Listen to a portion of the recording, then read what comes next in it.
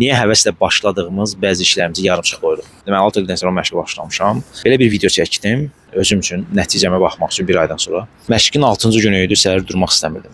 O qədər halsız idim ki, hətta üzr istəmək ayaq yoluna getməyə belə halım, gücüm yox idi. Beynim deyirdi ki, sabah gedərsən, ertələ. Bilirdim ki, bir dəfə bunu etsəm, bunun ardı gələcək. Sistemsiz gedəcəm, hədər olacaq. Bir təhər özümü toparladım, qarşı çıxdım və getdim məşqə.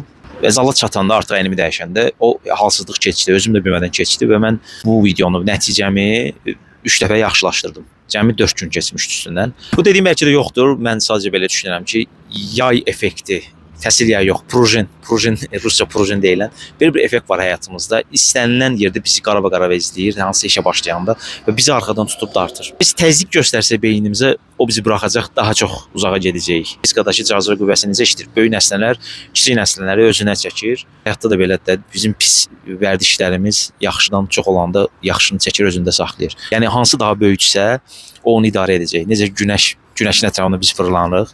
Çünki bizdən daha böyükdür, daha enerjilidir. Həyatda da məncə bunu tətbiq etməliyik. Daha çox uzağa gedəsiniz deyə yayınız bərk olsun.